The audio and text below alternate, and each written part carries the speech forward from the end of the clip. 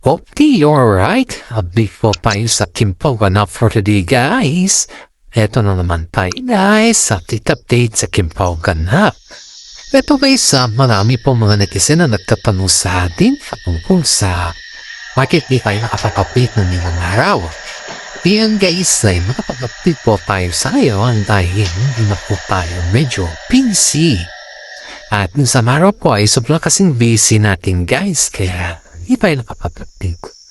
Ngayon guys, may bago po tayong ayuda sa mga fans na lagi nanonood sa atin. Ay maraming salamat po. Lalo na yung mga pinakamamahal natin na senior citizen dyan.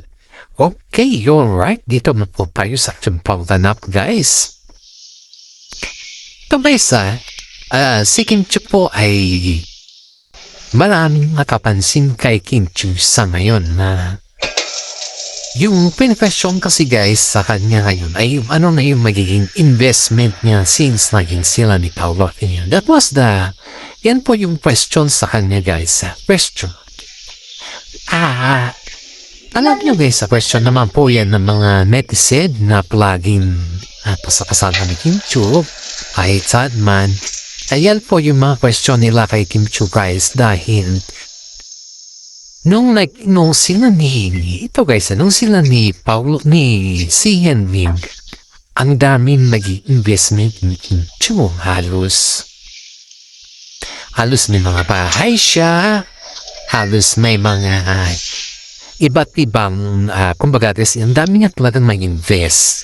Siyempre alam mo naman sa Sian Lim case na siya isang Chinese, mahilig talaga sa mga business na rin yan or sa mga investment para hindi masayang yung kanyang pinagpaguran. Pero ngayon guys, tanong naman kasi kay Kim Chia nung sila na ni Paolo Pinhinong guys. Ano na daw yung invest ni Kim Chu sa ngayon?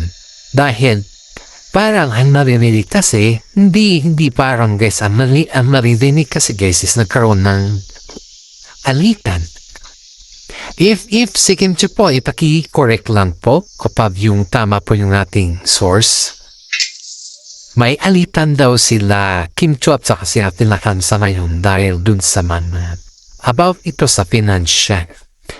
Ngayon, napapansin ng mga netizen guys na wala silang naririnig na about sa mga investment ni Kim Chu. Si Paolo naman guys, yung pansin din ng mga netizen kay Ate Lakam, she don't want Paolo. Ayaw niya kay Paolo dahil si Paolo kasi guys is siyempre lumaki. Iba kasi yung pamilya kung saan sila galing eh. Kapag ikaw kasi paggaling ka sa pamilya na kagaya namin na very poor, kapag nagkaroon ka na ng pera, alam mo na yan kung saan mo gagamitin or alam mo na kung paano mo na siya gagamitin, diba? Siyempre, pag nanggaling ka sa mga ganyan na bagay, alam mo na yan. Ngayon guys, ito yung napansin nila kay Kim Chu dahil wala tayong naririnig, walang naririnig yung mga kasamahan niya kung ano yung mga investment niya. Ang naririnig nila is alitan at kasi Ate Lakam guys ay kahit naman siguro sino magagalit kung yung inaasahan mo tao ay narunong sa droga, narunong sa sugal, ganyan. Lalo't hindi mo naman pinagpaguran yung sinusugal mo, diba? Binibigyan ka na nga lang ng pera tapos sinusugal mo pa. Aba, siyempre, kahit naman siguro sino dyan, guys, ay magagalit. Natural lang naman is na magagalit si Kim Chu dahil alam naman din natin ang sumusuporta kay Ate Lakam ay si Kim Chu. At ang nag-aalaga naman kay Kim Chu ay si Ate Lakam. Ito may yung pinaka-masakit guys. Yung samantalahin mo yung kabaitan ng tao sa iyo kahit siguro sabihin natin na inalagaan mo siya. Of course, siyempre kapatid mo yan, normal lang na alagaan mo. Pero hindi ibig sabihin naman na kapag inalagaan mo yung kapatid mo, yung kapalit naman nun, yung luho mo. Hindi naman siguro hindi naman siguro normal yan, diba? Ang atin lang ito guys is yung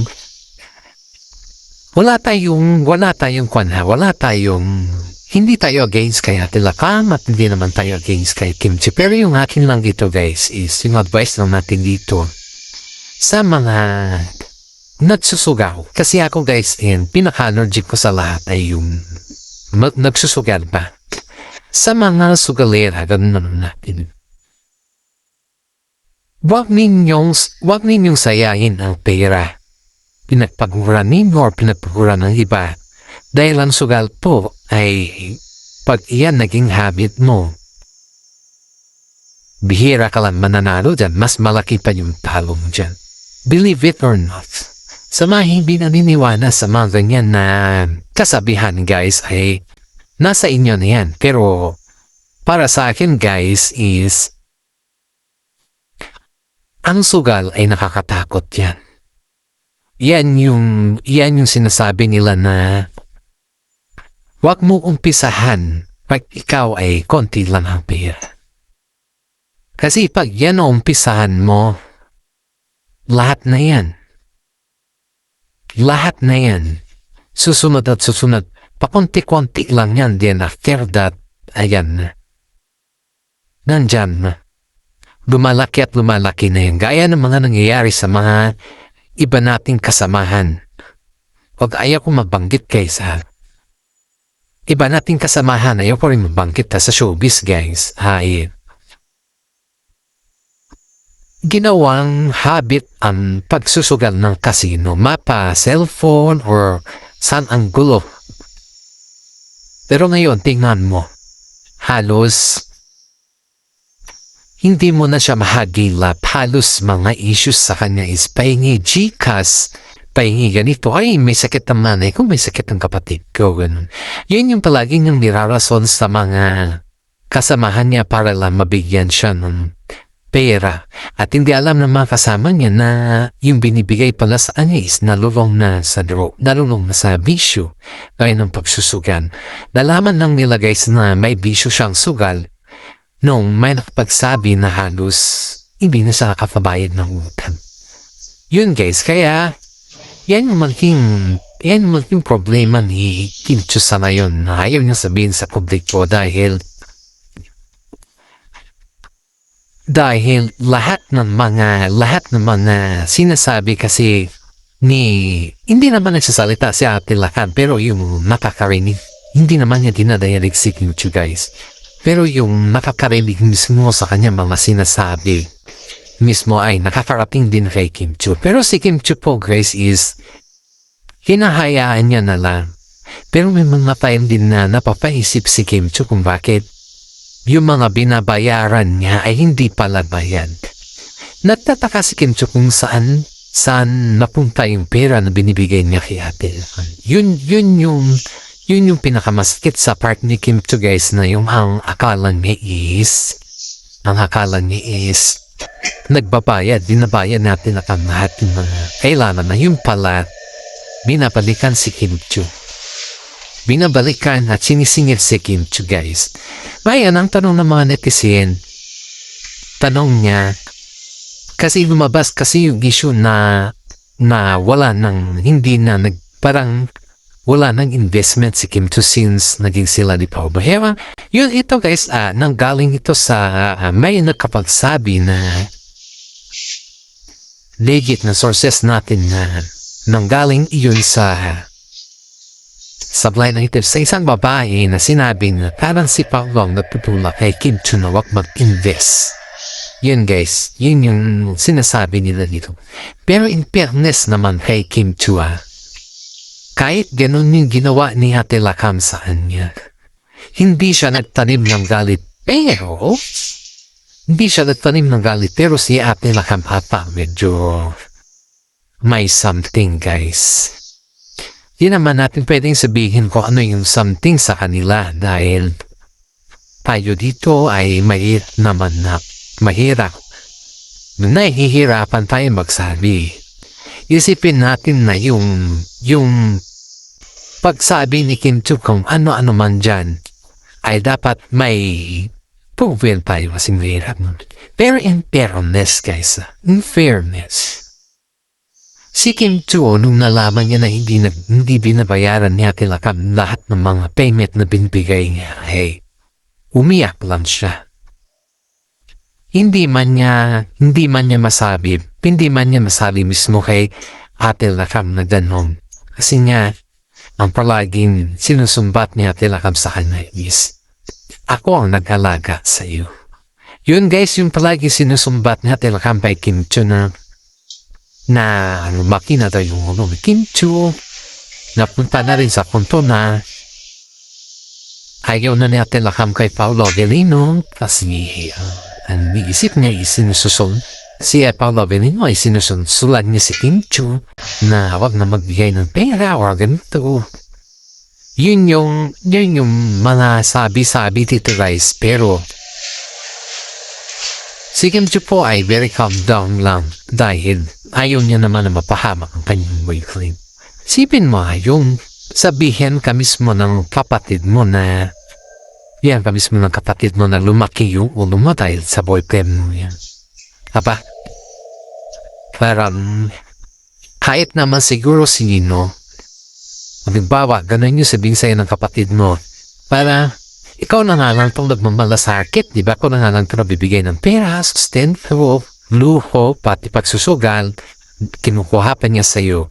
Aba, magpasalamat ka na dun kasi may kapatid kang gano'n. Hindi yung itadamay mo pa yung boyfriend niya. Parang kasi pakiramdam kasi ni Ate Lakam guys na iniiwasan siya ni Kim Cho dahil daw dun.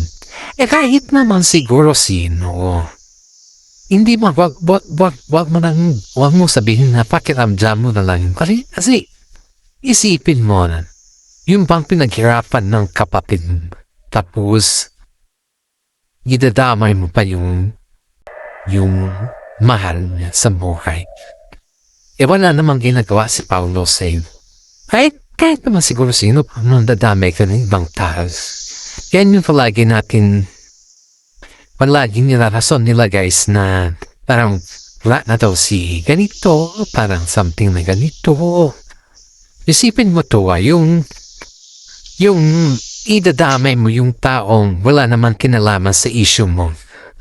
Dahil yung issue mo is about sa pagsusugal mo tapos idadamay mo yung ibang tao. Yan yung pinakamahirap sa lahat Saka si Kim Cho guys ayaw niya na madamay si Paolo sa kanilang alitan ni Ate Lakam. Kaya mas minabuti ni Kim Cho na baga is nanahimik. Dahil siyempre mahirap guys. Idadamay mo yung tao na walang kalalab sa kusot ninyo. Kahit naman siguro sino yan. Advice na ng mga tao na dapat wag ganun si Ate Lakam. Kasi alam naman natin lahat na si Ate Lakam nagbibigay. Si Kim Cho bibigyan ng sustento kay Ate Lakam. Wala namang anak buhay sa Ate Lakam. Wala sa anak buhay, masa lang din niya sa bigay ni Kim Cho. Kaya, siyempre, nasanayin niya siguro na palaging namibigay si Kim Cho sa kanya. May hangganan naman yung lahat. Yun nga yung sinasabi nila guys na di lahat ng pabor mo ibibigay mo dahil may mga time na may mga pangangailangan din ng kapatid mo. At hindi naman lahat, di everyday sa iyo lahat makafocus, diba? Yan po yung sabi nila kay Ate Lakam guys, pero yung iniisip ko si Ate Lakam guys ay hayop dito sa aking legit na sources. Si Paolo Avellino ang nag-advise kay Kim Cho na huwag nang bigyan ng pera, malaking pera si Ate Lakam dahil sinusugan. Ang dinadaming ito si Paolo Avellino kapag tuwing may mga hindi sila natintindihan ni Kim Cho ay makakarinig ka talaga ng pagdadamay kay Paolo Avellino. Yan yung halos naririnig natin tuwing magkasama silang dalawa guys at pag may mga alitan. Pero in fairness naman kay Paolo Avellino, hindi naman siya yung tao na yung palapapon. Wala naman sa status ni Paolo Avellino yung palapapon. Kaya maraming mga netizen din po kay Paolo Avellino na sobrang bait niya dahil hindi niya pinapapulan yung sinasabi nila. Sinasabi nila tilakang kay Kim Jong guys. Kaya yun guys, alam naman din natin na mabait si Paulo. Alam din naman natin na si Paulo po ay hindi kagaya ng mga iba na alam mo na, di ba? Yan po yung mahalos sinasabi ng mga kapwa natin ni Grace na wag natin abusuhin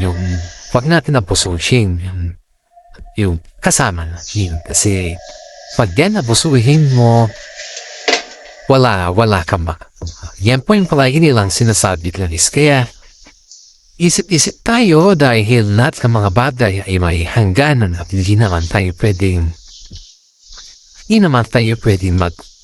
kung ano-ano man dyan na itatakod natin, diba? Kaya ito guys may mga another ayuda na naman tayo guys.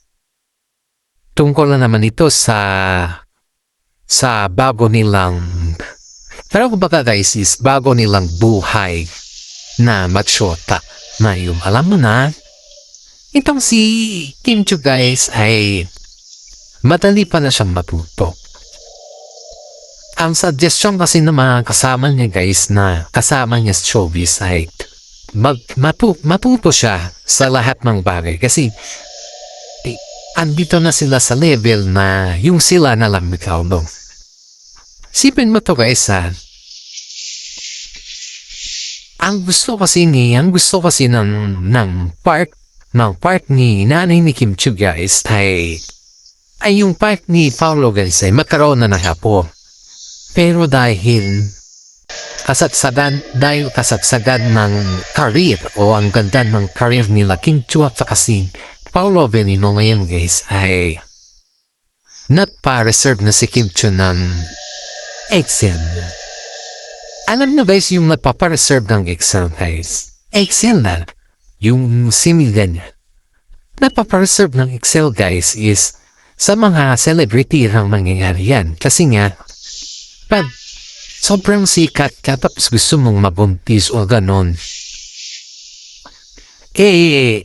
Ang opportunidad kasi guys is not once lang yan na sinasabi.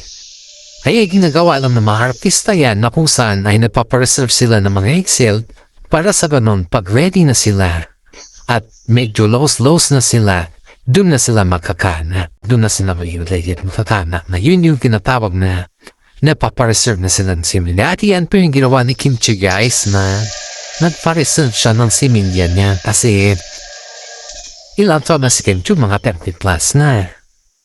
Meron naman din natin pag 30 plus ka na, pag magpo-40 ka na organ nun, nakakapapap na daw yan sa isang babae. Mahirap daw mga anak o something ganun. Ay yung similye yung Excel ni Kim Chiu pinarasan na. Pero kay Paulo Avellino naman kaysa wala naman kay Paulo Avellino kung nagpa-reserve na si Kim Chiu ng kanyang similya. Kasi nga si Paulo naman ay alam naman din natin na kung ano man yung desisyon ni Kim Chiu sa kanyang buhay ay todo suporta lang yan si Paulo. Wala naman siyang nasasabi na comment or something. Kundi todo suporta lang yan kay Kim Chiu. Wala naman tayo naririnig niya mga iba pang comment yan. Kaya marami mga netizen po ang nagsasabi na kahit gaano kahirap yung sitwasyon o kung kahit gaano katindi yung sitwasyon guys ay nandun pa rin tayo sa punto na think positive always. Kasi yung pag-reserve naman ni Kim Chiu ng tanang similya ay ikakabuti naman niya yun guys. Hindi naman yung ikakasira niya. Kasi ang pag-reserve ng similya guys ay ibig sabihin hindi ka pa ready na manganak. Pero natatakot ka kasi ang mga babae may mga expiration mga yan. Tinatawag na may mga expiration guys is yung pag hindi ka na magregla. Yung pag hindi ka na magregla yun na yun. Pero pag yun na yung menopausal, pag di ka na nagre-regla, di ka na makakabuo ng bata nun. Kasi pag nag-stop ng regla mo, menopause ka na nun. Yun yung expiration ng babae. Sa lalaki naman guys is wala naman yun. Wala naman silang expiration kasi nga hindi naman sila na biniregla. Kahit pa nga lolo ng papabuntis pa, di ba? Pero yung si babae may expiration talaga. Under sa tinatawag na menstruational period. Pag nag-stop na yung mens mo, yan na yung time na hindi ka na makakabuo na anak. And this is for today guys. Maraming salamat sa inyo at God bless po sa ating lahat.